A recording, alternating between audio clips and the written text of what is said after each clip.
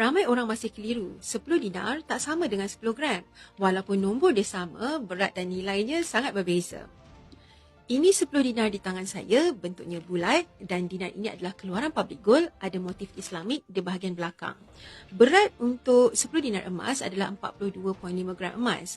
Hari ini, harga 10 dinar emas sekitar RM32,000. Ini pula adalah 10 gram emas. Bentuknya segi empat. Untuk 10 gram keluaran public gold, kita ada dua desain, bunga emas dan juga desain typhoon. Nilai 10 gram hari ini lebih kurang RM7,500. Kalau dikira 10 dinar adalah lebih kurang 4 kali ganda lebih berat dan lebih besar daripada 10 gram. Sama-sama emas, tetapi fungsi dan strategi mereka adalah berbeza. Contohnya, 2 keping 10 dinar cukup untuk majlis perkahwinan yang sederhana atau deposit rumah sekitar RM400,000. Manakala emas kecil seperti 10 gram ini lebih sesuai untuk simpanan fleksibel dan untuk kita jual sikit-sikit bila perlu tunai yang segera. Yang paling penting, kena ada tujuan kenapa kita simpan emas, bukan sekadar ikut-ikut orang sahaja.